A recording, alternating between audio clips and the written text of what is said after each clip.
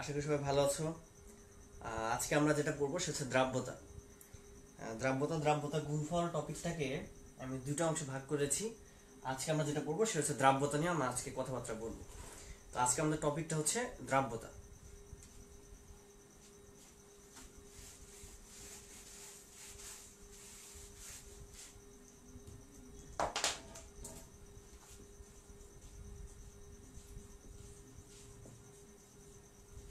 দ্রাব্যতা টপিকটাতে আমরা যখনই আলোচনা করব তার আগে আমাদের একটা জিনিস সম্পর্কে খুব ভালো ধারণা থাকা দরকার, সেটা হচ্ছে দ্রবণটা কি। দ্রবণটা হচ্ছে আমরা জানি সেই ক্লাস 6-7 থেকে পড়ে আসি, সেটা হচ্ছে দ্রব্য এবং দ্রাবক যোগ করলে যেটা হয় সেটা নাকি দ্রবণ। আচ্ছা ঠিক আছে, তো আমি যে কাজটা করলাম সেটা হচ্ছে দ্রব্য এবং দ্রাবক মিলে হয় দ্রবণ। আচ্ছা ঠিক আছে, লিখলাম আমি। আচ্ছা এখন তোমরা আমাকে একটু অ্যান্সার দাও, দ্রব্যটা কি এবং দ্রাবকটা কি। একটা বিষয় হচ্ছে একটু ভিডিওটা একটু সবাই একটু শেয়ার দাও, কারণ আসলে আমি তো এখান থেকে তোমাদের যে উপকারটা করে দিচ্ছি এতে তো আসলে আমি তো কোনো বেনিফিট নিচ্ছি না তোমাদের থেকে। এতটুকু আমি আশা করতে পারি যে তোমরা ভিডিওটা একটু শেয়ার করবে, শেয়ার করলে হয়তো অন্যরা উপকৃত হবে, এই আর কি। সবাই একটু ভিডিওটা একটু শেয়ার দাও, 1 মিনিটের ভিতরে সবাই একটু ভিডিওটা শেয়ার দিয়ে নিয়ে তারপরে হচ্ছে আমরা সবাই চলে আসবো। তখন আমিও আমার গ্রুপে আমি একটু ভিডিওগুলো একটু শেয়ার দিই।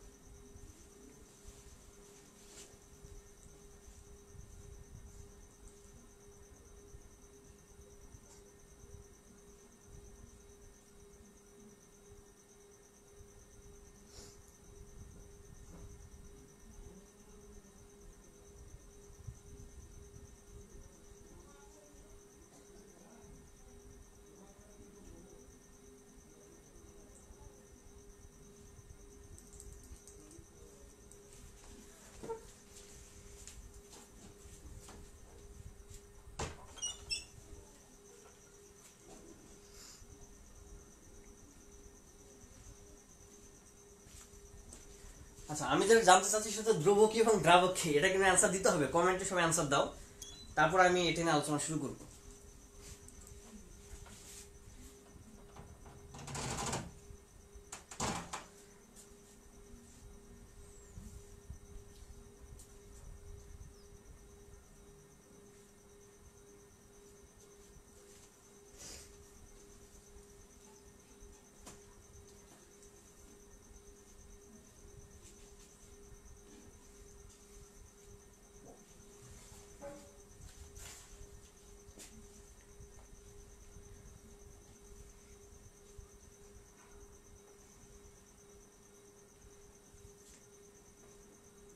আমি জানতে চাচ্ছিলাম দ্রব্য কি এবং দ্রাবক কি, বারবার একই কথা।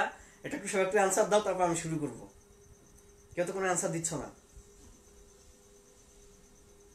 সবাই একটু অ্যান্সার দাও।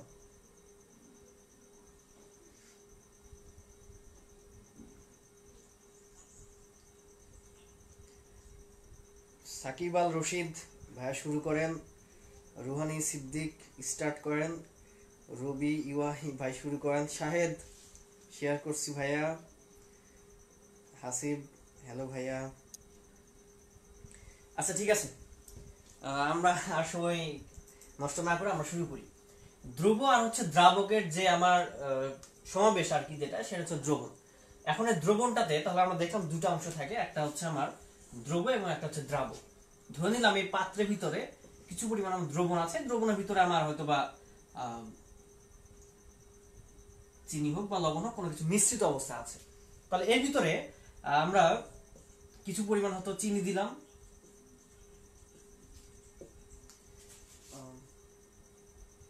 এখানে কিছু পরিমাণ চিনি দিলাম এবং এখানে কিছু পরিমাণ পানি দিলাম। তাহলে এর ভিতরে বোঝা যাচ্ছে যে এখানে অবশ্যই চিনিটা হবে আমার দ্রব, পানিটা হবে দ্রাবক। আর পানির একটা কথা বলে আমরা বেঁচে যাই, এই কারণে পানি একটু উৎকৃষ্ট দ্রাবক। যেহেতু পানি একটা উৎকৃষ্ট দ্রাবক, তাহলে বলতে পারে দুটার ভিতরে অবশ্যই নিঃসন্দেহে পানি। আমি যদি এমন বলতাম সরি, আমি এখানে চিনি নিব না, আমি এখানে পানি নিব না, আমি এখানে অন্য কিছু একটা নিয়ে কাজ করব। সেটা হচ্ছে আমি ABCD যখন তোমাকে দিব তখন আমাকে বলতে হবে এই এবির ভিতরে কোনটা দ্রব এবং কোনটা দ্রাবক।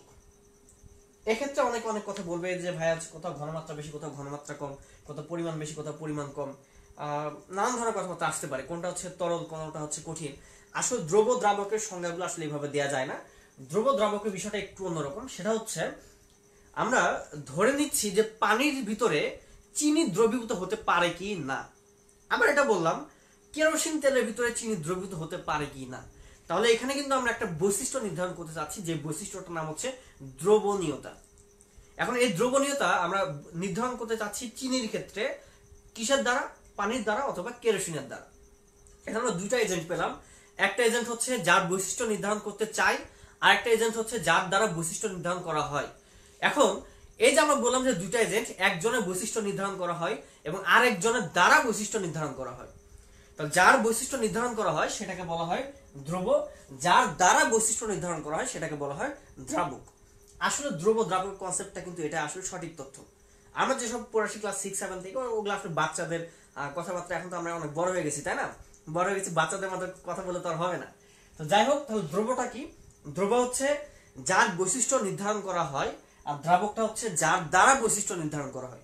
এটা হচ্ছে আমার দ্রাবক, এবং এই দুটা যখন আমি সমাবেশ ঘটাবো তখন সেটা হয়ে যাচ্ছে দ্রবণ। এখন আমরা আসতে চাই দ্রাব্যতা নিয়ে।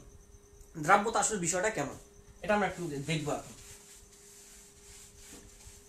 দ্রাব্যতার পুরো বিষয়টা স্থির তাপমাত্রায় তোমাকে হিসাব করতে হবে। তাহলে আমরা প্রথমে এটা ফিক্সড করে নিচ্ছি যে এখানে যে জিনিসটা থাকবে তাপমাত্রা হবে স্থির। এখানে হবে স্থির তাপমাত্রা। স্থির তাপমাত্রা সবকিছু হইতে হবে। স্থির তাপমাত্রা আমরা করলাম কি, 100 গ্রাম দ্রাবক নিব। সাপোজ আমরা পানি নিলাম বা অন্য কোনো একটা দ্রাবক নিলাম। 100 গ্রাম দ্রাবকে কিছু পরিমাণ দ্রব যোগ করে দিব। আমরা কিছু পরিমাণ দ্রব যোগ করে দিলাম। দ্রব যোগ করলে আমাকে একটা সম্পৃক্ত দ্রবণ তৈরি করতে হবে। সম্পৃক্ত দ্রবণ। এই সম্পৃক্ত দ্রবণ তৈরি করতে গিয়ে, সম্পৃক্ত দ্রবণটা কি এটা পুরো কনসেপ্ট আমরা একটু পরে বুঝবো। আগে প্রথমে আমরা দ্রাব্যতা নিয়ে একটু আলোচনা করি।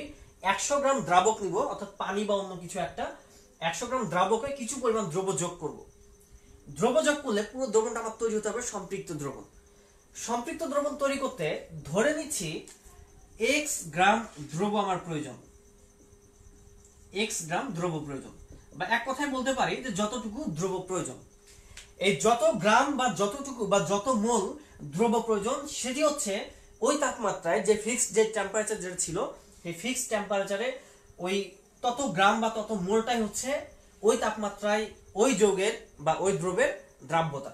তাহলে আমরা এমন বলতে পারি যে এখানে এক্সটাই কিন্তু হবে দ্রাব্যতা। তাহলে আমরা পুরো সংজ্ঞাটা কেমন ভাবে দিতে পারি আমরা একটু আরেকবার দেখি। সেটা হচ্ছে 100 গ্রাম দ্রাবকে যথেষ্ট পরিমাণ দ্রব যোগ করে সম্পৃক্ত দ্রবণ প্রস্তুত করতে যতটুকু দ্রব প্রয়োজন, ওই দ্রবের পরিমাণটাই হচ্ছে ওই তাপমাত্রায় ওই যৌগের দ্রাব্যতা।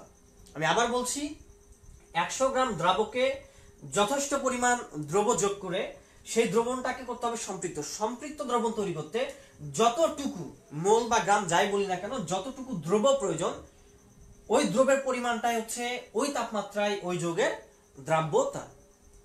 এখন আমাদের এখানে একটা কথা থেকে যায়, যেটা হচ্ছে সম্পৃক্ত দ্রবণ। আসলে এটা কি? সম্পৃক্ত দ্রবণটা কি? ধরে নিচ্ছি এখানে সিলভার ক্লোরাইড ছিল সলিড অবস্থায়। এই সিলভার ক্লোরাইড একটু যখনই আমার পানিতে দিব, পানিতে দিলে সে কিন্তু দেখা যাবে যে পানির এটা তো ভেঙে যায়, প্লাস মাইনাস আয়ন ভেঙে যায়। এখানে সিলভার আয়ন এবং হচ্ছে ক্লোরাইড আয়ন এটা ভেঙে যাবে। সিলভার আয়ন এবং ক্লোরাইড আয়ন যখন ভেঙে যাবে তখন আমরা একটা জিনিস খেয়াল করবো, সিলভার আয়ন এবং ক্লোরাইড আয়ন যখন ভেঙে যায়, পানির যে দুটা প্রান্ত থাকে, কারণ আমরা জানি কিন্তু পানি একটা পোলার যৌগ, এটা একটা পোলার যৌগ। পোলার যৌগ পোলার দ্রাবকে দ্রবীভূত হতে পারে। তাহলে পানি একটা পোলার দ্রাবক। পানির নেগেটিভ যে প্রান্তগুলো আছে অর্থাৎ অক্সিজেন গুলো করবে কি, এই সিলভারটাকে ঘিরে ফেলবে। আবার এই ক্লোরাইড আয়নগুলোকে ঘিরে ফেলবে অক্সিজেন, পানির ধনাত্মক প্রান্ত, যেটাকে আমরা বলতে হাইড্রোজেন। তাহলে এখানে হাইড্রোজেন গুলো ঘিরে ফেললো ক্লোরিনকে বা ক্লোরাইড আয়নকে, আর অক্সিজেন গুলো বা অক্সিজেন যে পরমাণুগুলো ছিল সেগুলো আমার ঘিরে ফেলবে সিলভার আয়নকে। এখন এই অবস্থায় কিন্তু কিছুক্ষণ চলতে থাকবে। কিছুক্ষণ চলার পর দেখা যাবে যেহেতু এগুলো প্লাস প্লাস আয়ন হিসাবে থাকে, একটু পরে কখনো কখনো এরা চিন্তা করবে যে আমরা একটু ব্যাকওয়ার্ড রিয়াকশন দিই না কেন। তাদের তো একটা শখ আছে, তাই না, যে ব্যাকওয়ার্ড রিয়াকশন দিব। আমরা স্বাধীন বাংলাদেশের নাগরিক, তো এদেরও তো একটা স্বাধীনতা আছে যে আমরা কিছু একটা করার চিন্তা ভাবনা করি। তো যাই হোক, এরা তখন চিন্তা করবে একটু ব্যাকওয়ার্ড রিয়াকশন দেওয়ার। প্রথম অবস্থায় যেহেতু এদের পরিমাণ দ্রবণে আমরা যত সিলভার ক্লোরাইডের পরিমাণটা যত আমরা অ্যাড করতে থাকবো দ্রবণে, তত এগুলো দ্রবীভূত হতে থাকবে। অ্যাকুয়াস অবস্থায় তত আসতে থাকবে। কিন্তু একটু পরে দেখা যাবে এগুলোর পরিমাণ যখন বেশি হবে, এগুলো আবার যুক্ত হয়ে মোটামুটি আবার করবে কি ব্যাকওয়ার্ড রিয়াকশন দিয়ে সিলভার ক্লোরাইড তৈরি করার চেষ্টা করবে। তবে এখানে একটা কথা বলে রাখা দরকার, সেটা হচ্ছে শুধুমাত্র স্বল্প দ্রবণীয় লবণের ক্ষেত্রে এই দ্রাব্যতা বা দ্রাব্যতা গুণফল জিনিসটা প্রযোজ্য। অ্যাকচুয়ালি দ্রাব্যতা গুণফল যেটা, সেটা হচ্ছে স্বল্প দ্রবণীয় লবণের ক্ষেত্রে প্রযোজ্য। ওটা আমরা নেক্সট ক্লাসে শিখবো। আজকে আমরা আপাতত এটা দেখি। তাহলে প্রথমে আমরা যত সিলভার ক্লোরাইডের পরিমাণটা যত আমরা অ্যাড করতে থাকবো, তত দ্রবণে সিলভার আয়ন এবং ক্লোরাইড আয়নের ঘনমাত্রাটা বাড়তে থাকবে, এবং এক পর্যায়ে সিলভার আয়ন এবং ক্লোরাইড আয়ন নিজের আবার যুক্ত হয়ে সিলভার ক্লোরাইড আবার রূপান্তর করা শুরু করবে। আমি ধরে নিচ্ছি এখানে সম্মুখ বিক্রিয়া হারটা R1, এবং ধরে নিচ্ছি ব্যাকওয়ার্ড রিঅ্যাকশনের হারটা তখন হচ্ছে আমার R2। এমন একটা অবস্থা আসবে, প্রথম অবস্থায় কিন্তু R1 এর মানটা বেশি থাকবে, অর্থাৎ সম্মুখ বিক্রিয়া বা ভেঙে যাওয়ার পরিমাণটা কিন্তু বেশি হতে থাকবে। যত সময় যাবে তত দেখা যাবে আমরা আস্তে আস্তে এগুলোর পরিমাণ বাড়তে থাকবে, তখন এগুলো যুক্ত হয়ে ব্যাকওয়ার্ড রিঅ্যাকশন দেওয়ার চেষ্টা করবে। অর্থাৎ এক কথা ব্যাকওয়ার্ড রিঅ্যাকশন বলতে আমরা যেটা বুঝাচ্ছি, সিলভার আয়ন এবং ক্লোরাইড আয়ন যুক্ত হবে, যুক্ত হয়ে সিলভার ক্লোরাইড তৈরি করবে। তাহলে এখানে আমরা এমন একটা পর্যায়ে পাবো যেখানে R1 এবং R2 মানটা হয়ে যাবে তখন আমার সমান। এই যে R1 এবং R2 মান যখন সমান হয়ে গেল, এই পুরো অবস্থাটাই হচ্ছে সম্পৃক্ত অবস্থা। অর্থাৎ আমরা যদি বলতে চাই, এবং আরেকটা কথা আমরা বলতে পারি যে আরেকটু যখন আমরা সিলভার ক্লোরাইড যখন বেশি অ্যাড করব, তখন দেখা যাবে যে আমার এখানে একটা দ্রবণ থাকতো, এখানে আমরা সিলভার ক্লোরাইড যোগ করলাম, তাহলে এখানে সিলভার আয়ন এবং হচ্ছে ক্লোরাইড আয়ন তৈরি হতে থাকবে, এবং দেখা যাবে এক পর্যায়ে দুটো আবার করবে কি একসঙ্গে যুক্ত হয়ে সিলভার ক্লোরাইডের অদক্ষেপ পড়তে থাকবে, বা সিলভার ক্লোরাইড আবার তৈরি করতে থাকবে, তখন দেখা যায় আমরা অদক্ষেপ পড়বে। তো এমন একটা পর্যায়ে আসবে যেখানে আমার সিলভার ক্লোরাইডের মোটামুটি পরিমাণটা বা সিলভার এবং ক্লোরাইড আয়নের পরিমাণটা অনেক সময় সমান হয়ে যায়। বা আমরা এইভাবে বলতে পারি বইয়ের ভাষায় যেটা, সেটা হচ্ছে ধরে নিলাম যে এখানে 50 ml পানি ছিল, এই 50 ml পানিতে সর্বোচ্চ পরিমাণ সিলভার ক্লোরাইড দ্রবীভূত হতে পারে ধরে নিলাম 10 গ্রাম। 10 গ্রাম সিলভার ক্লোরাইড এখানে সর্বোচ্চ পরিমাণে অবস্থান করতে পারে। যদি এই দ্রবণটার ভিতরে 10 গ্রামই যদি এক্সাক্ট যদি 10 গ্রামই থাকে সিলভার ক্লোরাইড, তখন আমরা তাকে বলে থাকি সম্পৃক্ত অবস্থা। 10 গ্রামের তুলনায় যদি কমে আসে, তখন তাকে আমরা বলে থাকি অসম্পৃক্ত অবস্থা। 10 গ্রামের যদি অধিক হয়ে যায়, তখন তাকে আমরা বলে থাকি অতিপৃক্ত অবস্থা। তাহলে একটা দ্রবণের যতটুকু দ্রব ধারণ ক্ষমতা, ঠিক ওই পরিমাণ যদি দ্রব থাকে, তাকে আমরা বলে থাকি সম্পৃক্ত দ্রবণ। যদি তার তুলনায় কম থাকে তাকে বলে অসম্পৃক্ত, তার তুলনায় বেশি থাকে তাকে আমরা বলে থাকি অতিপৃক্ত। তাহলে আমরা যেটা বললাম যে এগুলো তো আসলে বইয়ের কথা, এগুলো একটু আমরা অন্যভাবে একটু চিন্তা ভাবনা করতে চাচ্ছিলাম। যখন দেখা যাবে এই দুটার হারটা যখন সমান হয়ে গেল, সম্মুখ বিক্রিয়া পশ্চাৎমুখী বিক্রিয়া হারটা সমান, ঠিক ওই অবস্থাতেই কিন্তু বিক্রিয়াটা সম্পৃক্ত অবস্থায় আমার দ্রবণটা সম্পৃক্ত অবস্থায় এখানে আমার কি বলে সম্পৃক্ত অবস্থা লাভ করে আর কি, সম্পৃক্ত অবস্থা লাভ করবে।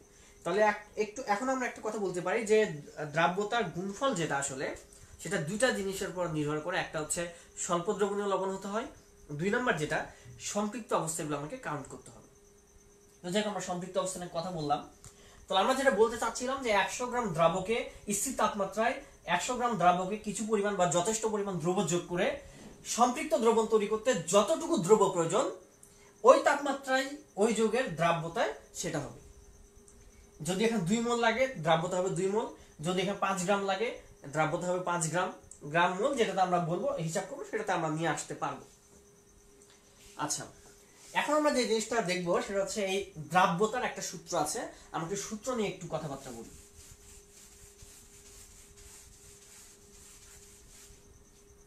দ্রাব্যতার সূত্র যেটা, সূত্রটা হচ্ছে দ্রবের ভর বাই দ্রাবকের ভর ইন্টু 100 কেন দিচ্ছি, এই যে এখানে 100 গ্রামে আমাদের কাজ করতে হয়। তো দ্রবের ভর ইকুয়াল দ্রাব্যতা সমান দ্রবের ভর ডিভাইডেড দ্রাবকের ভর ইন্টু 100। এখন এটাকে একটু বাংলা থেকে আমরা একটু ইংলিশ ভার্সনে রূপান্তর করতে চাই, ঠিক আছে? তো ধরে নিচ্ছি এখানে একটা দ্রবণ ছিল, পুরো দ্রবণটার ভর হচ্ছে m। এখানে যে পরিমাণ আমার দ্রব এখানে দ্রবীভূত আছে, এই সবগুলো দ্রবের সমষ্টি, দ্রবের ভর সমষ্টিকে আমি ধরে নিলাম স্মল m। তাহলে এটা কিন্তু দ্রবের ভর, এটা দ্রবণের ভর। তাহলে যদি আমরা বলি এখানে পানির ভর কতটুকু বা দ্রাবকের ভর কতটুকু, আমরা কিন্তু বলতে পারি m - m। এটা হচ্ছে দ্রাবকের ভর। এমটা হচ্ছে দ্রবের ভর, এখানে এমটা ক্যাপিটাল এমটা হচ্ছে দ্রবণের ভর, স্মল এমটা হচ্ছে দ্রবের ভর, আর capital M minus small m এটা হচ্ছে দ্রাবকের ভর, পানির ভর। সেক্ষেত্রে আমরা বলতে পারি দ্রাব্যতাকে প্রকাশ করা হয় এস দ্বারা, সলিবিলিটি এস দ্বারা প্রকাশ করলে এখানে দ্রবের ভর লিখতে হবে উপরে, তাহলে স্মল এমটা লিখতে হবে উপরে, দ্রাবকের ভরটা লিখতে হবে নিচে। দ্রাবকের ভর হচ্ছে এম মাইনাস এম ইন্টু হবে 100। এটা হচ্ছে আমাদের দ্রাব্যতার সূত্র। তো আমরা আপাতত সূত্র পর্যন্ত লিখে রাখি, আমরা আজকে ম্যাথও করব, দ্রাব্যতা ম্যাথ করব। আমরা আগে আরো কিছু বিষয় আলোচনা করব, ঠিক এই জায়গা থেকে আমরা আবার শুরু করব। এখন আমরা যেটা দেখতে চাই, আমরা গত দিন ক্লাস নেওয়ার পর একটা জিনিস দেখলাম, পৃথিবীতে কোনো কিছু কিন্তু আসলে কনস্ট্যান্ট না, সবকিছুই দেখা যায় কোনো কিছুর উপর নির্ভর করে বা চেঞ্জ হয়।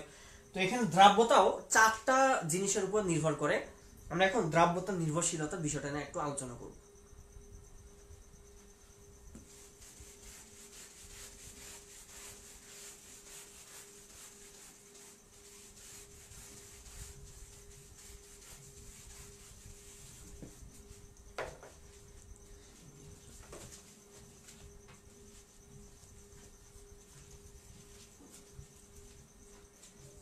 এখন আমরা যেটা নিয়ে আলোচনা করবো সেটা হচ্ছে দ্রাব্যতা নির্ভরশীলতা।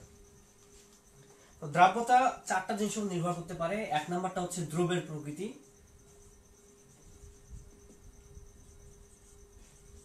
দ্রবের প্রকৃতি। 2 নাম্বার হচ্ছে দ্রাবকের প্রকৃতি।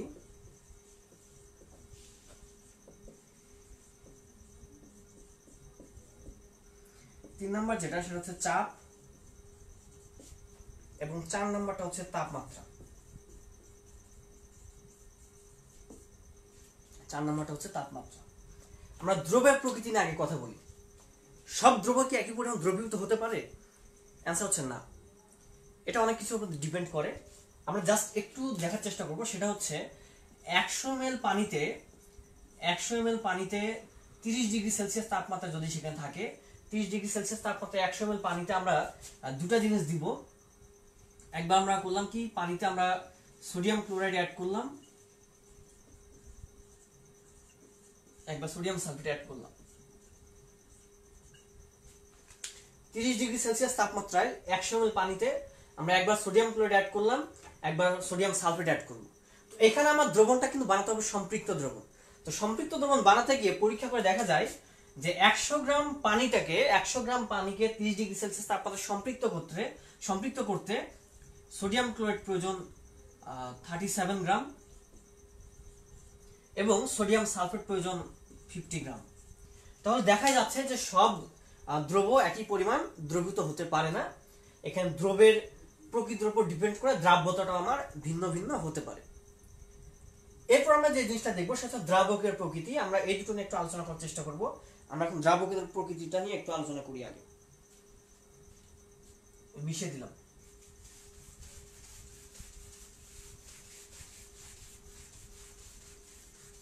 এখন আমাদের যেটা পড়বো সেটা হচ্ছে দ্রাবকের প্রকৃতি।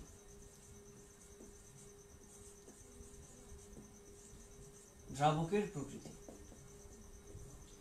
দ্রব এবং দ্রাবক দুটা দু ধরনের হতে পারে।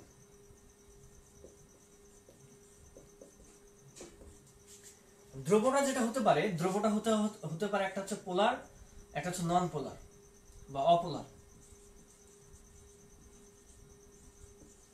পোলার এটা, আরেকটা হতে পারে অপোলার। একইভাবে দ্রাবকও দু ধরনের হতে পারে, একটা পোলার দ্রাবক, অপরটা হচ্ছে অপোলার দ্রাবক। আসলে রুমে আসলে ফ্যান দেওয়া যায় না, ফ্যান দিলে শব্দ শোনা যায় না, এই কারণে বারবার আমি ঘেমে যাচ্ছি আর কি। তো যাই হোক, আমরা সুন্দর একটা এখান থেকে একটা কথা জানি, অনেকে জানা আছে বা বইটা লেখা আছে, লাইক ডিজলভস লাইক।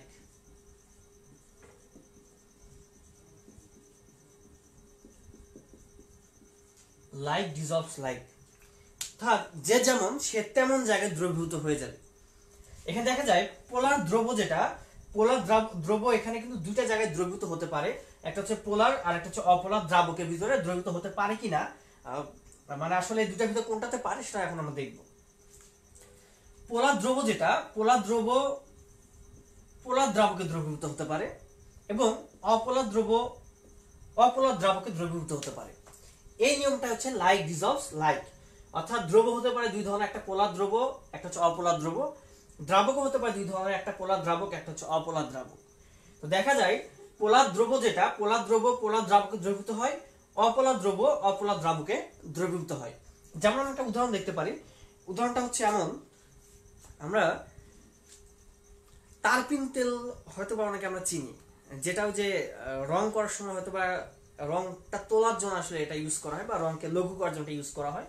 এখন আমরা দেখবো তারপিন তেলের ভিতরে সোডিয়াম ক্লোরাইড দ্রবীভূত হতে পারে কি না। তোমরা যদি পরীক্ষা নিরীক্ষা করে দেখো, বাসায় তারপিন তেল নিয়ে এসে দেখবা তারপিন তেলের ভিতরে সোডিয়াম ক্লোরাইড দ্রবীভূত হবে না, কিন্তু পানিতে কিন্তু সোডিয়াম ক্লোরাইড দ্রবীভূত হবে। কারণটা হচ্ছে পানি একটা পোলার দ্রাবক, তারপিন তেল একটা অপোলার দ্রাবক, কিন্তু দ্রব্য যেটা আমরা দিলাম সোডিয়াম ক্লোরাইডটা কিন্তু একটা আমরা জানি পোলার দ্রব্য। তাহলে এখান থেকে নিয়ম অনুসারে আমরা দেখতে পাচ্ছি পোলার দ্রব্য পোলার যোগে বা পোলার দ্রাবকে দ্রবীভূত হতে পারে। তার মানে নিঃসন্দেহে তারপিন তেল যেহেতু ছিল হচ্ছে অপোলার, আর হচ্ছে আমার পানিটা ছিল কিন্তু পোলার। আমরা উদাহরণটা নিলাম কিসের, পানি, এবং নিলাম হচ্ছে তারপিন তেল। তারপিন তেলটা হচ্ছে একটা অপোলার দ্রাবক এবং পানি একটা পোলার দ্রাবক। আমরা কিন্তু নিচ্ছি সোডিয়াম ক্লোরাইড, আর সোডিয়াম ক্লোরাইড নিঃসন্দেহে আমার হবে কি একটা পোলার দ্রবক। তাহলে আমরা দেখলাম এই পোলার দ্রবটা কিন্তু অপোলার দ্রাবকে দ্রবীভূত হয় না। পোলার দ্রবটা একমাত্র পোলার দ্রাবকে দ্রবীভূত হতে পারে, তার মানে এখানে দ্রবীভূত হবে পানিতে, তারপিন তেলটা দ্রবীভূত হবে না। তাহলে এই জিনিসটা মনে রাখবো, লাইক ডিজলভস লাইক। পোলার দ্রব্য পোলার দ্রাবকে দ্রবীভূত হয়, অপোলার দ্রব্য অপোলার দ্রাবকে দ্রবীভূত হয়। এই জিনিসটাকে মাথায় রাখতে হবে। তাহলে এখানে আমরা দেখলাম যে দ্রাবকের প্রকৃতির উপর ভিত্তি করেও আমরা কিন্তু দ্রাব্যতা বিভিন্ন ধরনের হতে পারে। এখন আমরা যেটা দেখবো সেটা হচ্ছে চাপের সাথে সম্পর্ক কেমন হবে।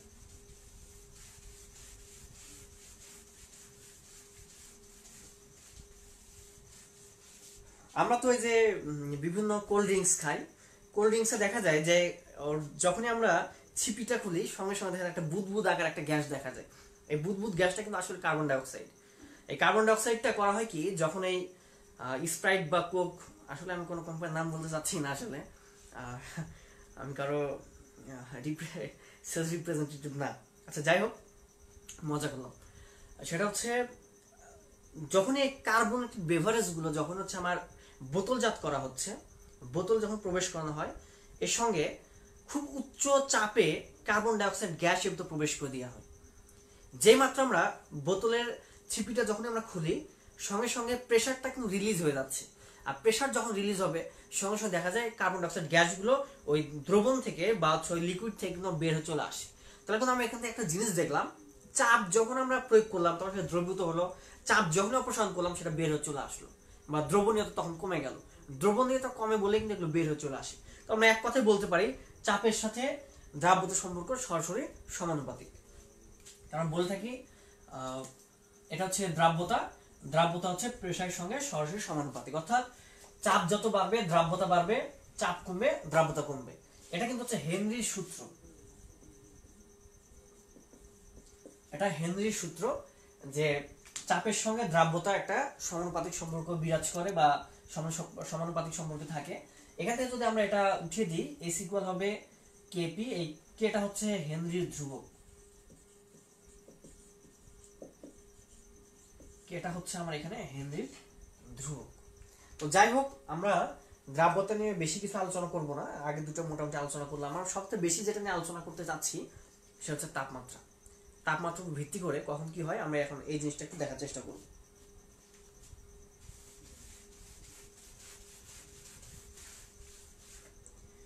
দ্রাব্যতার উপর তাপমাত্রার প্রভাব।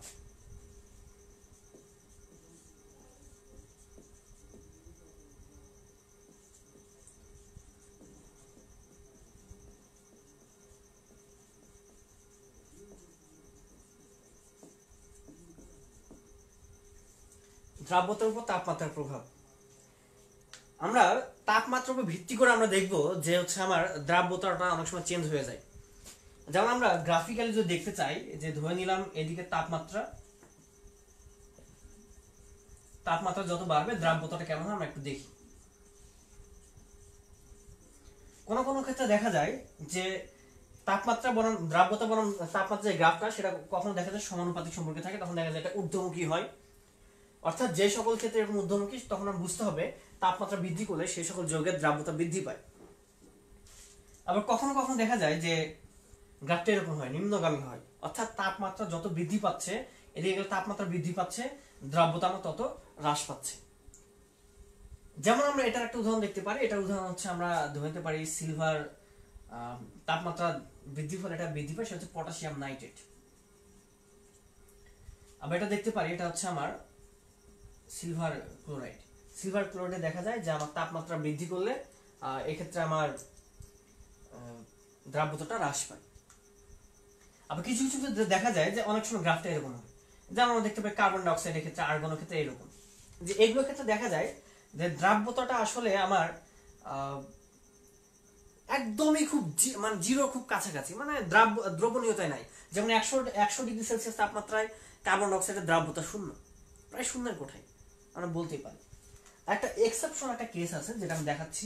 কখনো কখনো দেখা যায় গ্রাফটা এরকম হয়, এরকম হয়ে চলে। এই এক্সেপশনাল কেসটা হচ্ছে যে প্রথমে দ্রাব্যতা বৃদ্ধি পাচ্ছে, পরবর্তীতে আবার দ্রাব্যতাটা হ্রাস পাচ্ছে। তো এখন এই জিনিসগুলো আমরা একটু দেখার চেষ্টা করব যে কখন দ্রাব্যতা বৃদ্ধি পাচ্ছে, কখন দ্রাব্যতা হ্রাস পাচ্ছে, বা এগুলো কেন হচ্ছে, এই জিনিসগুলো আমরা একটু দেখার চেষ্টা করি।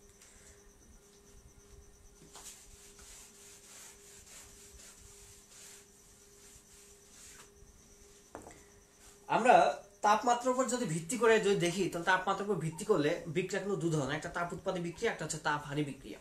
তো আমরা প্রথমে তাপ উৎপাদী বিক্রিয়া নিয়ে একটু আলোচনা করতে চাই।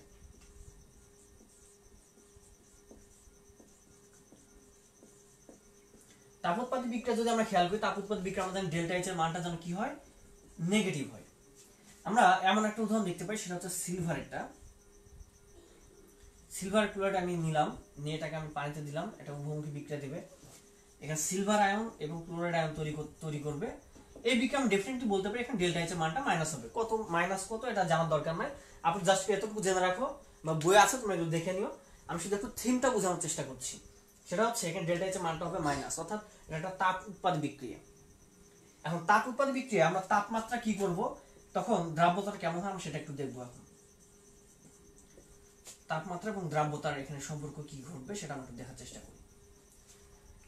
তাপ উৎপাদী বিক্রিয়ায় আমার একটা কথা জানা থাকতে হবে, সেটা হচ্ছে তাপ উৎপাদী বিক্রিয়ায় ওই বিক্রিয়া সামনের দিকে যদি যায় তাপমাত্রা বৃদ্ধি করে, ওই বিক্রিয়া তাপ উৎপাদী বিক্রিয়ার সামনের দিকে গেলে তাহলে কি হচ্ছে, তাপমাত্রা বৃদ্ধি পায়। এখন তুমি চিন্তা করো যে যেমন আমি ঘেমে যাচ্ছি কেন, এই গরম লাগছে আমার এখানে, আসলে রুমের মধ্যে অনেক গরম, এখানে ঘেমে যাচ্ছি। এই মুহূর্তে যদি আমার গায়ে একটা কম্বল পেঁচিয়ে দেওয়া হতো, তাহলে আমার অবস্থা কেমন হতো? মনে মনে ভাবছে যে ভালোই হতো, তাই না? আচ্ছা যাই হোক, যা যা ভাবছে ভালো হতো তাদের আল্লাহ ভালো করুক। যারা ভাবছে যে না ভাইয়ের জন্য এক বালতি সমবেদনা, তারা আমার সঙ্গে এসো, একসঙ্গে লাঞ্চ করা যাবে। হ্যাঁ, না সবাইকে নিয়ে লাঞ্চ করবো। দেখো আমি এখন যেটা বলতে চাচ্ছি সেটা হচ্ছে তাপ উৎপাদী বিক্রিয়া এমনিতেই সামনের দিকে গেলে তাপমাত্রা বৃদ্ধি পায়। মানে সিলভার, যখন আমি সিলভার ক্লোরাইডটা যখন একটা পানিতে আমি দিব, তখন এটা সিলভার আয়ন এবং ক্লোরাইড আয়ন যখন বিভক্ত হয়ে যাচ্ছে, তখন কিন্তু আমার তাপমাত্রাটা আমার বৃদ্ধি পায়।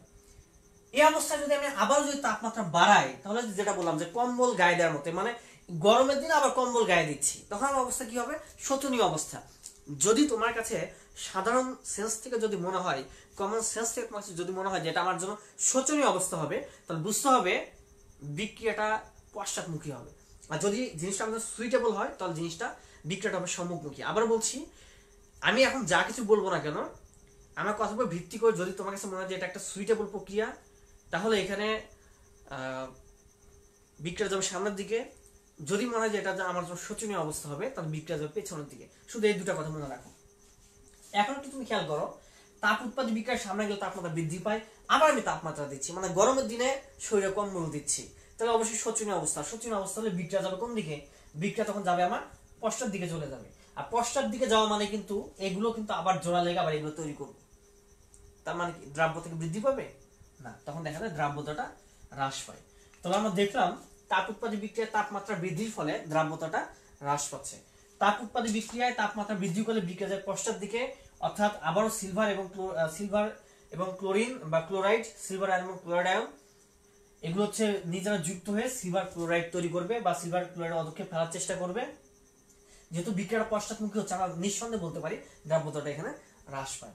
তাহলে তাপ উৎপাদী বিক্রিয়ায় তাপমাত্রা বৃদ্ধি করলে দ্রাব্যতাটা হ্রাস পায়। এখন আমরা দেখবো তাপহারী বিক্রিয়া।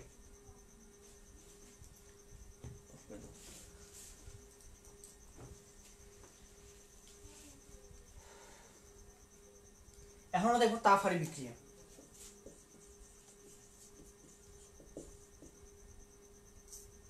তাপহারী বিক্রিয়ায় আমরা জানি ডেল্টা এইচ এর মানটা কেমন হয়, ডেল্টা এইচ এর মানটা হয় পজিটিভ। একটা উদাহরণ আমরা দেখতে পারি পটাশিয়াম নাইট্রেট। পটাশিয়াম নাইট্রেটটা উভয়মুখী বিক্রিয়া দিলে পটাশিয়াম আয়ন এবং নাইট্রেট আয়ন তৈরি করবে। এক্ষেত্রে আমরা দেখব ডেল্টা এইচ এর মানটা আসবে অবশ্যই একটা পজিটিভ, অর্থাৎ এক্ষেত্রে আমরা এটা হবে হচ্ছে তাপ হারী বিক্রিয়া। তাপ হারী বিক্রিয়া আমরা ঠিক আগে যেমন পড়লাম যে তাপ উৎপাদী বিক্রিয়ার সামনে গেলে তাপমাত্রা বৃদ্ধি পায়, তাহলে এখানে আমরা যে জিনিসটা মনে রাখবো সেটা হচ্ছে তাপ হারী বিক্রিয়ায় সামনে গেলে তাপমাত্রা হ্রাস পায়, অর্থাৎ একটা বিক্রিয়ার নাম যেটা ওই কাজটা হয় সামনের দিকে গেলে। তাপ উৎপাদী, এখানে তাপ উৎপন্ন হবে, সামনে গেলে তাপ উৎপন্ন হবে। তাপ হারী, তাপ এখান থেকে হ্রাস পাবে বা তাপ এখানে শোষণ করবে বা তাপ বাইরে দিতে হবে। এটা কখন হয়? সামনের দিকে যখন যায় তখন হচ্ছে তাপটা হরণ হয় বা তাপটা হ্রাস পায়। তাহলে এখানে সামনের দিকে গেলে তাপমাত্রাটা হ্রাস পাচ্ছে। এখন আমরা তাপমাত্রা চেঞ্জ করলে দ্রাব্যতা কেমন হয় সেটা আমরা একটু দেখব। আচ্ছা, এক মিনিট।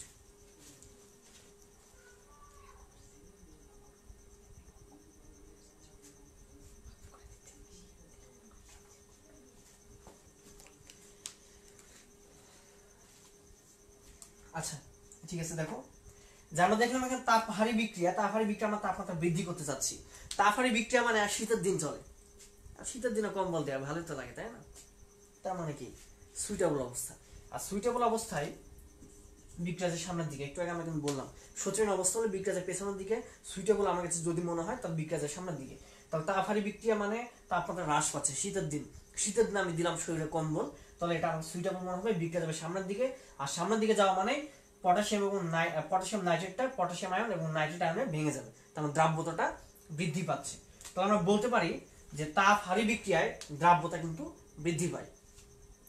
তাহলে এখানে আমরা আবার দেখব সেটা হচ্ছে একটা তাপ উৎপাদী বিক্রিয়ায় তাপমাত্রা যদি বৃদ্ধি করি দ্রাব্যতা হ্রাস পায়, তাপহারী বিক্রিয়ায় তাপমাত্রা বৃদ্ধি করলে দ্রাব্যতা বৃদ্ধি পায়। অর্থাৎ তাপমাত্রার সাথে দ্রাব্যতার সম্পর্ক এমন, তাপহারী বিক্রিয়ার সাথে ব্যস্তানুপাতিক এবং তাপ উৎপাদী বিক্রিয়ার সাথে ব্যস্তানুপাতিক।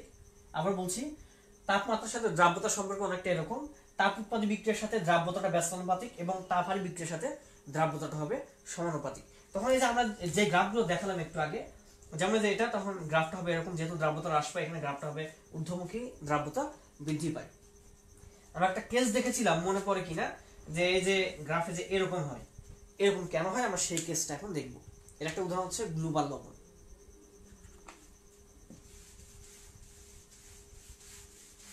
আচ্ছা, গ্লোবাল লবণের সংকেত জানো? দেখি সবাই একটু কমেন্ট করো তো, দেখি তোমরা গ্লোবাল লবণের সংকেত জানো কিনা। গ্লোবাল লবণের সংকেত কি সবাই একটু কমেন্ট করো, আমি একটু দেখতে চাই।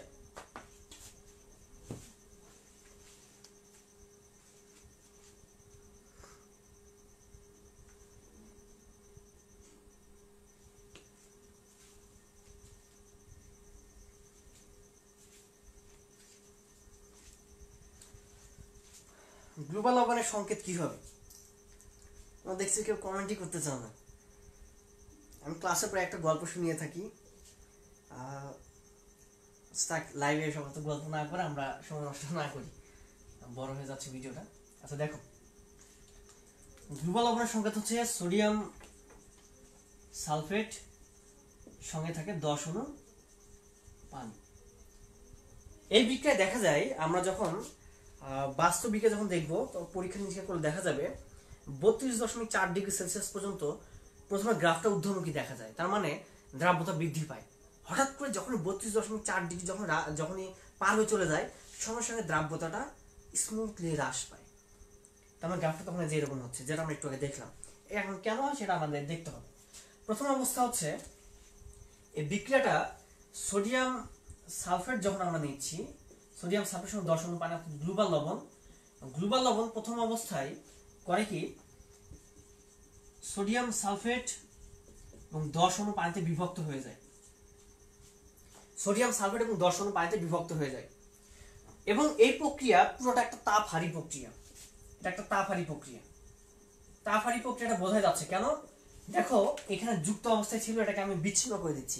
আর কোনো কিছু বিচ্ছিন্ন করতে গেলে অবশ্যই এখানে আমাকে তাপ প্রয়োগ করতে হবে। তাপ নিয়েই কিন্তু সে কি করে বিচ্ছিন্ন হয়ে যাচ্ছে। তাহলে এটা তাপহারী প্রক্রিয়া যদি হয়, তখন গ্রাফটা কিন্তু এদিকে আমি দ্রাব্যতা, এদিকে তাপমাত্রা, আমি ওগুলো লিখছি না। এদিকে তাপমাত্রা হবে, এদিকে হবে দ্রাব্যতা। তখন কিন্তু গ্রাফটা কিন্তু হবে প্রথম অবস্থা হবে ঊর্ধ্বমুখী। কেন? প্রথম অবস্থায় আমরা একটু আগে দেখলাম তাপহারী বিক্রিয়ায় তাপমাত্রা বৃদ্ধি করলে দ্রাব্যতা বৃদ্ধি পায়। যেহেতু এটা একটা তাপহারী প্রক্রিয়া, তাপমাত্রা দিব, তাপমাত্রা দিলে দেখা যাবে এই সোডিয়াম সালফেট এবং পানি এটা আলাদা হতে থাকবে। তার প্রথম অবস্থায় এটা দ্রাব্যতা বৃদ্ধি পাচ্ছে। যেহেতু এটা তাপহারী বিক্রিয়ায় তাপমাত্রা বৃদ্ধি করলে দ্রাব্যতা বৃদ্ধি পায়। পরবর্তী যে ধাপটা, দুইটা ধাপে এখানে বিক্রিয়া ঘটে। আর এই জিনিসটা কিন্তু চলে অ্যাকচুয়ালি, এই যে তাপহারী প্রক্রিয়াটা, এটা অ্যাকচুয়ালি চলে আমার 32.4 ডিগ্রি সেলসিয়াস পর্যন্ত। এটা চলে 32.4 ডিগ্রি সেলসিয়াস পর্যন্তই এই ঘটনাটা ঘটে থাকে।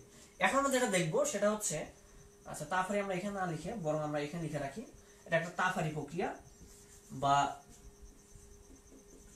ডেল্টা এইচ এর মানটা আমরা পজিটিভ দিয়ে রাখি। এটা একটা তাপহারী প্রক্রিয়া। গ্রাফটা আমরা না হয় একটু পরে লিখব। এরপরে যখন আমি 32 ডিগ্রি সেলসিয়াস 32.4 ডিগ্রি সেলসিয়াসে যখন বেশি তাপমাত্রা দিয়ে দিব, 32.4 কে যখন উপেক্ষা করে চলে যাবে, উপরে চলে গেলে তখন দেখা যায় শুধুমাত্র এবার, আচ্ছা এখানে একটা 2 হবে, শুধুমাত্র আমরা তখন শুধু সোডিয়াম সালফেট এবার বিক্রিয়া করবে এবং সোডিয়াম সালফেট বিক্রিয়া করে সোডিয়াম আয়ন, দুটা সোডিয়াম আয়ন এবং একটা সালফেট আয়ন উৎপন্ন করবে।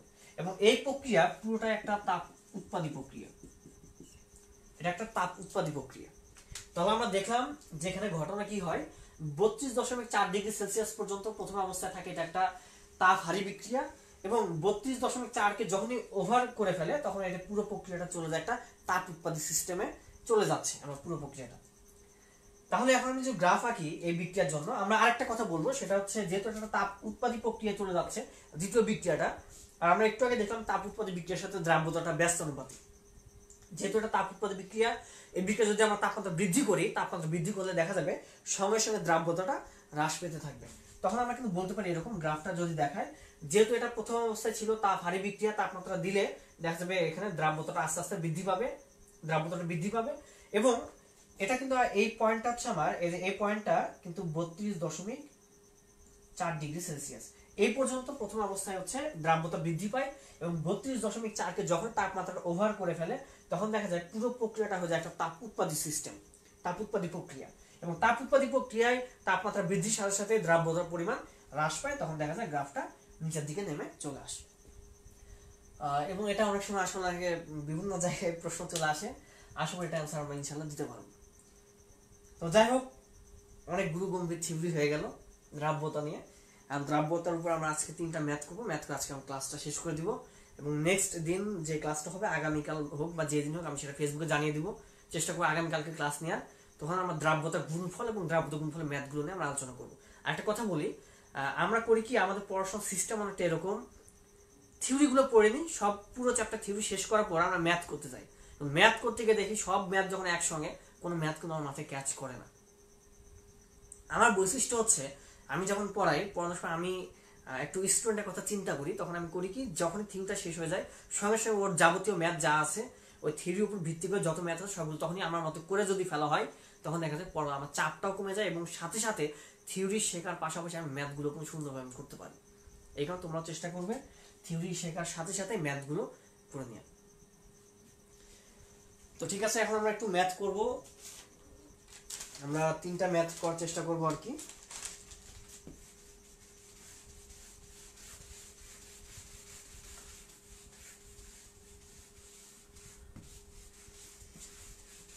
দ্রাব্যতা আমাদের সূত্রটা মনে আছে কি? সূত্রটা মনে থাকতে হবে। একটু আগে আমি একটা সূত্র দেখেছিলাম। দ্রাব্যতার সূত্র ছিল S = m/m - m × 100। mটা হচ্ছে দ্রবের ভর, m - mটা হচ্ছে দ্রাবকের ভর, এই mটা হচ্ছে দ্রবণের ভর। তো আমরা একটা ম্যাথ করব, ম্যাথ 1। প্রথম ম্যাথটা আমাদের অনেকটা এরকম যে 25 ডিগ্রি সেলসিয়াস তাপমাত্রায়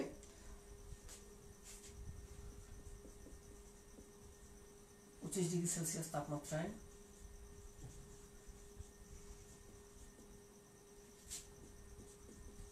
150 গ্রাম সম্পৃক্ত দ্রবণে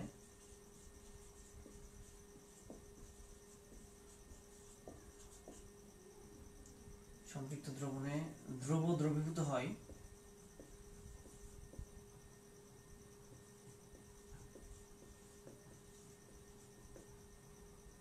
25 গ্রাম। প্রশ্ন হচ্ছে ওই তাপমাত্রায়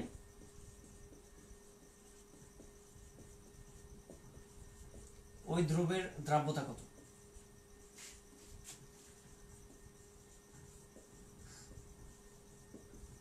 এটা আমাদের ম্যাথ, এটা আমাদের এখন সলভ করতে হবে। 25°C তাপমাত্রায় এখানে 150 গ্রাম সম্পৃক্ত দ্রবণ, এখানে তো আমার ক্যাপিটাল এম এর মানটা দেওয়া আছে আমার, এবং বললো যে দ্রব দ্রবীভূত 25 গ্রাম, তার মানে স্মল এম এর মানটা দেওয়া আছে 25। ওই তাপমাত্রায় দ্রাব্যতা কত? এখানে দেখো 25°C কি এখানে কোনো দরকার আছে? নাই। আসলে 25টা পুরোটা তোমাকে একটা কনফিউজ করার জন্য দেওয়া হয়। আমরা প্রথমে বলেছিলাম যে এটা আসলে একটা পরীক্ষা যখন করা একটা নির্দিষ্ট তাপমাত্রা এটা ঘটানো হয়। তো যাই হোক, আমাদের এগুলো 25°C তাপমাত্রা, এগুলো কোনো প্রয়োজন নাই। এখন আমরা সলভে আসি। সলভ যদি আমরা করা শুরু করি, সলভটা হবে এমন, S ইকুয়াল m/m - m * 100। এখানে m এর মানটা দেওয়া আছে কত? 25 গ্রাম।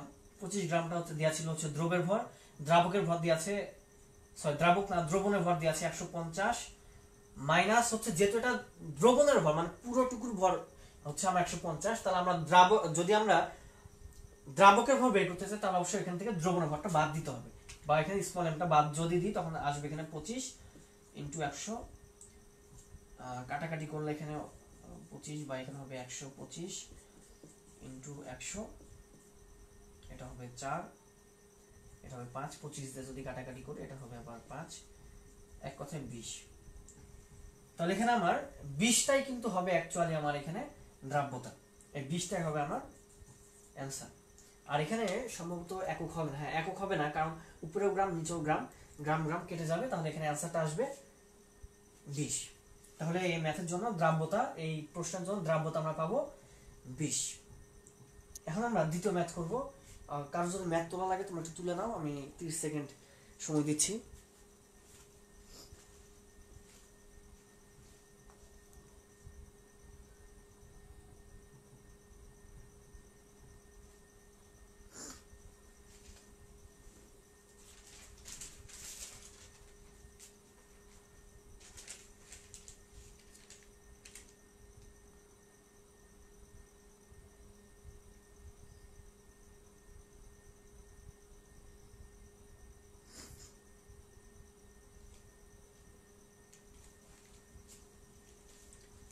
আচ্ছা ঠিক আছে, আমরা মিশিয়ে দিচ্ছি, এখন আমরা দ্বিতীয় ম্যাথটা করে ফেলবো।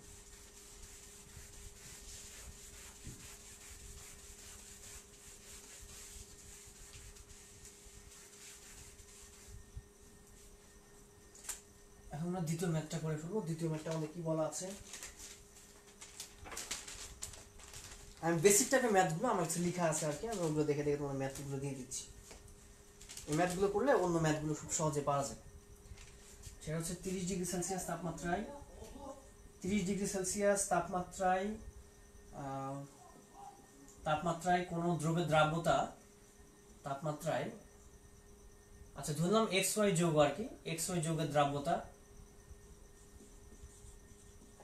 XY যৌগের দ্রাব্যতা হবে হচ্ছে আমার 60। ওই তাপমাত্রায় কত গ্রাম দ্রব এবং দ্রাবক প্রয়োজন? ওই তাপমাত্রায় সম্পৃক্ত দ্রবণ তৈরি করতে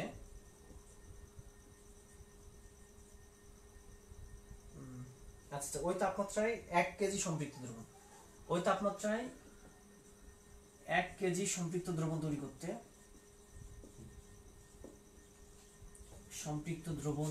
করতে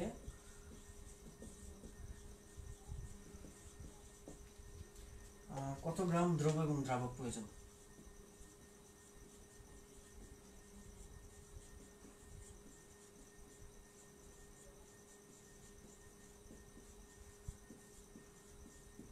কত গ্রাম দ্রব এবং দ্রাবক প্রয়োজন? আচ্ছা ঠিক আছে, আমরা একটু দেখি ম্যাথটা কিভাবে করা যায়। ওই সূত্র আমরা মানগুলো সব বসিয়ে দেবো। Is equal m m into 100। এখানে দেখতে পাচ্ছি যে আমাকে কিন্তু বললো কতটুকু দ্রব এবং দ্রাবক প্রয়োজন। এটা কিন্তু পুরোটাই দ্রাবকের ভর, এটা হচ্ছে আমার দ্রবের ভর, দুটাই আমার দরকার। এখানে শুধু এস এর মানটা দিয়ে আছে 60, এম এর মানটা আমাকে বের করতে হবে। এখানে এম এর মানটা বের করতে হবে। এম এর মানটা কি, মান কি দেওয়া আছে? অ্যাকচুয়ালি ইমিডিয়েটলি মানটা দেওয়া আছে। এই যে এখানে 1 কেজি যে সম্পৃক্ত দ্রবণ বললো, আমরা জানি 1 কেজি মানে কিন্তু 1000 ml। 1 কেজি মানে কিন্তু অ্যাকচুয়ালি 1 লিটার বা 1000 ml, এটা একটু মাথায় রাখতে হবে। তাহলে এখানে আমরা 1000 যদি বসিয়ে দিই তাহলে আমরা ম্যাথটা হয়ে যাবে। তাহলে ম্যাথটা একটু তোমরা করার চেষ্টা করো।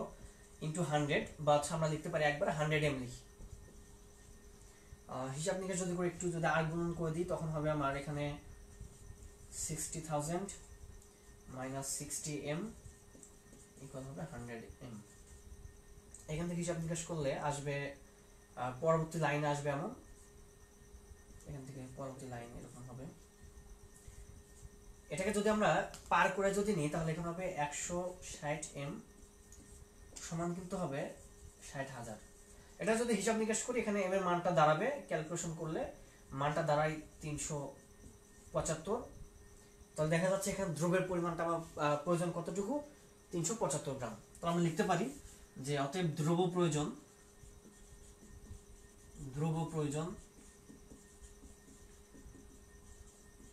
375 গ্রাম। এটা কিন্তু একটা অ্যান্সার আমার, এটা একটা অ্যান্সার। এখন দ্রাবক তাহলে কতটুকু প্রয়োজন?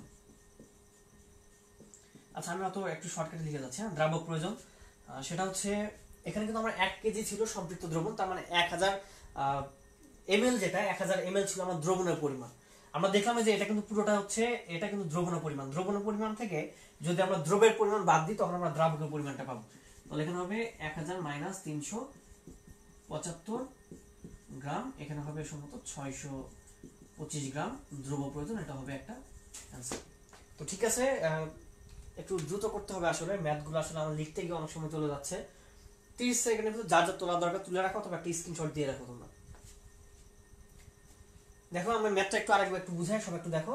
এটা আমাদের সূত্র ছিল 60 দ্রাব্যতা দেওয়া ছিল, এখানে 100m আর গুণন করলে এরকম একটা চলে আসে। এটা হিসাব নিকাশ যদি করে এটা এই পাশে পার করলে এখানে হবে 160m সমান হবে 60,000। এখানে m এর মানটা আসবে 375, আর m এর মানটা আমরা জানি এটা হচ্ছে দ্রবের পরিমাণ। তো দ্রবের পরিমাণ 375, দ্রাবকের পরিমাণ যেহেতু 1 কেজি দেওয়া ছিল বা 1 লিটার বা 1000 ml, ওখান থেকে আমরা 375 বাদ দিলে পাবো 625 গ্রাম। এটা হচ্ছে আমাদের অ্যান্সার। সব একটু দ্রুত তুলে নাও।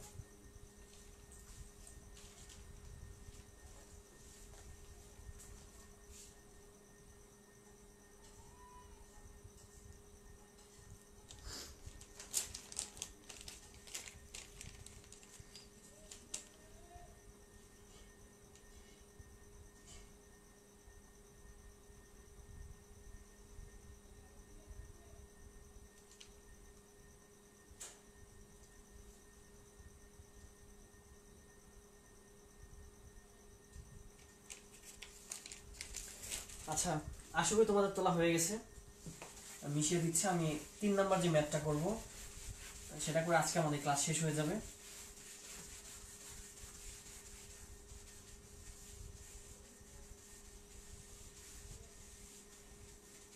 3 নাম্বার ম্যাথ আমরা একটু আগে কিন্তু দেখলাম যে তাপমাত্রার উপর ভিত্তি করে দ্রাব্যতা চেঞ্জ হয়।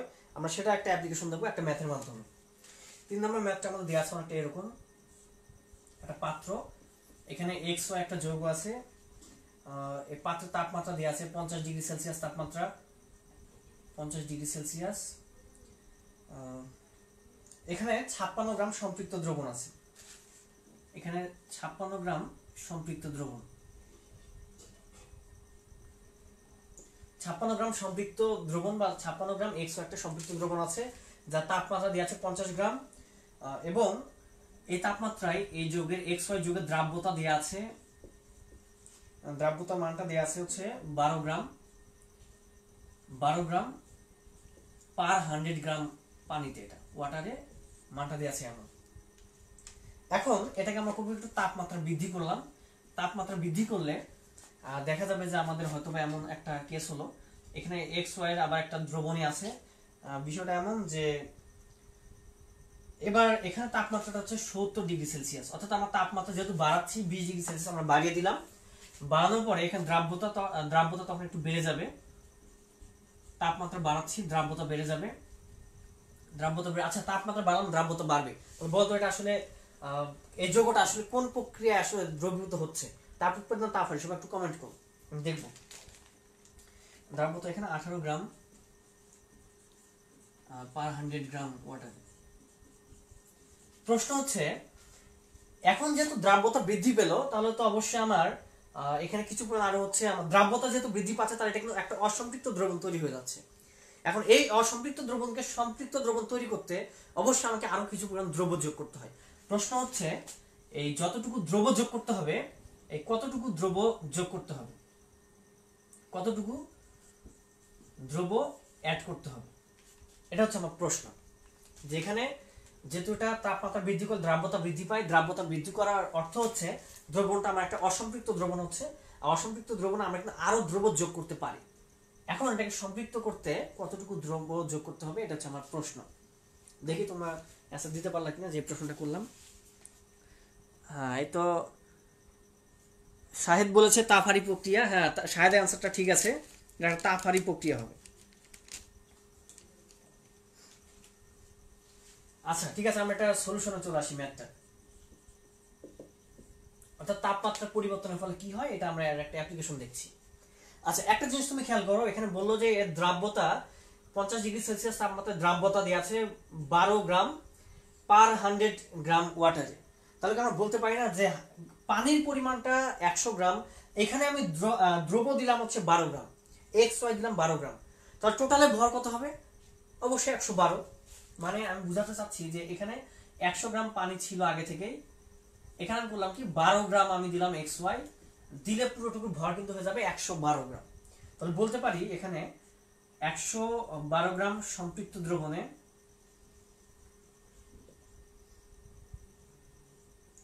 112 গ্রাম সম্পৃক্ত দ্রবণ তৈরি করতে সম্পৃক্ত দ্রবণে দ্রাবক আছে বা দ্রাবক প্রয়োজন বা দ্রব্য প্রয়োজন আর কি। সম্পৃক্ত দ্রবণ বলতে কি সম্পৃক্ত দ্রবণ তৈরি করতে, যাই হোক আমি একটু এগুলো তোমার একটু ভালো করে একটু লিখে নিও। আসলে ক্লাসটা অনেক দীর্ঘ হয়ে যাচ্ছে, তো বেশিক্ষণ ক্লাস চালাবো না, আমি একটু সংক্ষেপ লিখে তোমার একটু লিখে নিও। 112 গ্রাম সম্পৃক্ত দ্রবণ তৈরি করতে দ্রব্য প্রয়োজন এখানে কত গ্রাম? 12 গ্রাম। তাহলে আমাকে কিন্তু দেওয়া আছে 56 গ্রাম সম্পৃক্ত দ্রবণ এখানে দেওয়া আছে, কিন্তু আমরা কিন্তু হিসাব করি 100 গ্রাম, যেহেতু এখানে আমার দেওয়া ছিল এই দুটা যোগ করলে হবে 112 গ্রাম। তাহলে 112 গ্রাম এটা আমাদের স্ট্যান্ডার্ড মান, বা শুরুতে এটা এরকম আমরা একটা নিয়ে, যেহেতু ডাটাগুলো যা দেওয়া আছে ডাটাগুলো নিয়ে আমি দেখতে পাচ্ছি এখানে 112 গ্রাম নিয়ে আমাকে কাজ করতে হবে। 112 গ্রাম সম্পৃক্ত দ্রবণ তৈরি করতে দ্রব্য প্রয়োজন 12 গ্রাম। তাহলে এখানে দেওয়া আছে কিন্তু 56 গ্রাম সম্পৃক্ত দ্রবণ। তাহলে 56 গ্রামের জন্য কতটুকু দ্রব্য প্রয়োজন সেটা আগে আমাকে বের করতে হবে। তো আমরা লিখতে পারি 56 গ্রাম সম্পৃক্ত দ্রবণ তৈরি করতে দ্রব্যর প্রয়োজন আমার 12 into 56, 112 কাটাকাটি করলে আসবে 2 6। তো এখানে 6 গ্রাম আমার এখানে আমার দ্রব্য প্রয়োজন 6 গ্রাম। তাহলে আমার দ্রব্য প্রয়োজন এখানে কিন্তু এক্স ওয়াই পরিমাণটা কিন্তু অ্যাকচুয়ালি কিন্তু 6 গ্রাম। তো তুমি একটু চিন্তা করো 56 গ্রাম যদি দ্রবণ হয়ে থাকে, দ্রব্য পেলাম 6 গ্রাম, তাহলে দ্রাবকটা যেন কতটুকু? দ্রাবকটা তখন হবে, প্রথমটার ক্ষেত্রে আমরা ম্যাথগুলো করছি এখন, তখন দ্রাবকটা হবে, দ্রাবকের পরিমাণ তখন হবে এখানে 56 মাইনাস 6 গ্রাম সমান আসবে 50 গ্রাম। তাহলে আমরা কিন্তু দ্রাবকটা পেলাম 50 গ্রাম। এখন তুমি খেয়াল করো এখান থেকে ওই দ্রবণটাকে কিন্তু আমরা তাপমাত্রা দিয়ে 70 নিয়ে গেলাম এবং দ্রাব্যতা বেড়ে গেল। এক্ষেত্রে ভালো করে খেয়াল করো, তাপমাত্রা বেড়ে যাচ্ছে, এক্ষেত্রে দ্রাব্যতাও বেড়ে যাচ্ছে, কিন্তু আমার দ্রাবকটা কিন্তু ঠিক আগের মতোই আছে। তাহলে এখানকার যে দ্রাবকের মান এবং এখানকার দ্রাবক যতটুকু পেলাম 50 গ্রাম, এখানে কিন্তু দ্রাবক থাকবে 50 গ্রাম। তাহলে 50 গ্রাম আমার দ্রাবক থাকবে। এই 50 গ্রাম দ্রাবকের ভিতর দেখা যাবে দ্রাব্যতা যেহেতু বেড়ে গেল, তাহলে দ্রবণটা হয়ে যাবে অসম্পৃক্ত। তাহলে এখানে কিন্তু আমরা আরো দ্রবণ অ্যাড করতে পারবো। আমার প্রশ্ন হচ্ছে কতটুকু দ্রবণ অ্যাড করতে হয় সেটা আমাকে বের করতে হবে, দ্রব্য কতটুকু অ্যাড করতে হয় সেটা বের করতে হবে। তাহলে এখন আমরা একটা কাজ করি, যেহেতু আমরা দ্রাবকই পেয়ে গেলাম 50 গ্রাম, এখানে কিন্তু আমরা টোটাল দ্রবণ নিয়ে কাজ করলাম কেন? কারণ আমরা দ্রাবকের পরিমাণ জানি না। যেহেতু আমরা দ্রাবকটাই পেয়ে গেলাম 50 গ্রাম, তাহলে কিন্তু আমাদের জন্য কাজ সহজ হয়ে গেল। এখন আমরা তাহলে এক কাজ করি, 100 গ্রাম পানি নিয়ে আমরা হিসাব করি। তাহলে বলতে পারি 100 গ্রাম সম্পৃক্ত দ্রবণে, আমি একটু সংক্ষেপে লিখছি, সম্পৃক্ত দ্রবণে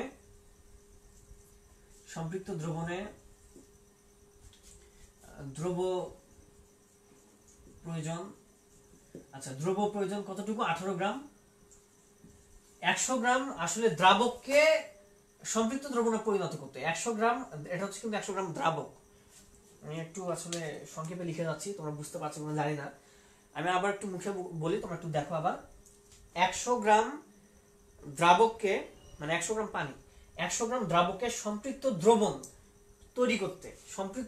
তৈরি করতে দ্রব প্রয়োজন 18 গ্রাম। আবার বলছি, 100 গ্রাম দ্রাবককে সম্পৃক্ত দ্রবণে রূপান্তর করতে দ্রব প্রয়োজন 18 গ্রাম। তাহলে আমরা এখানে দেখলাম যে আমাদের ছিল কিন্তু এখানে 50 গ্রাম, তাহলে এখানে কি হবে? 50 গ্রাম দ্রাবককে সম্পৃক্ত দ্রবণ, এটা কিন্তু দ্রাবক, 50 গ্রাম দ্রাবককে সম্পৃক্ত দ্রবণে রূপান্তর করতে তখন দ্রব প্রয়োজন 18 ইন্টু এখানে হবে 50 বাই 100, কাটাকাটি করলে পাওয়া যাবে 9 গ্রাম। তাহলে এখানে কিন্তু আমার দ্রব প্রয়োজন 9 গ্রাম। তাহলে এখানে আমার অ্যাকচুয়ালি কিন্তু আমরা অ্যাড করলো, টোটাল কিন্তু আমরা এখানে দ্রব যতটুকু থাকবে, এই পুরোটুকুর ভিতরে দ্রব থাকবে বর্তমান 9 গ্রাম। তাহলে আমাকে কতটুকু অ্যাড করতে হচ্ছে বোঝা যাচ্ছে যে এখানে 9 গ্রাম, আগে কিন্তু দ্রব ছিল 6 গ্রাম, আগে যে দ্রব পেলাম 6 গ্রাম, বর্তমান দ্রব পেলাম 9 গ্রাম। তাহলে অ্যাড করলাম কতটুকু? নিঃসন্দেহে 3 গ্রাম। তো লিখতে হবে, অতএব দ্রব যোগ করতে হবে, আগে 9 গ্রাম মাইনাস 6 গ্রাম ইকুয়াল 3 গ্রাম, এবং এটা হচ্ছে আমাদের প্রশ্নের অ্যান্সার। তোমরা একটু তোলা লাগে তুলে নাও, অথবা স্ক্রিনশট দিয়ে নাও, আমি বুঝাচ্ছি আরেকবার।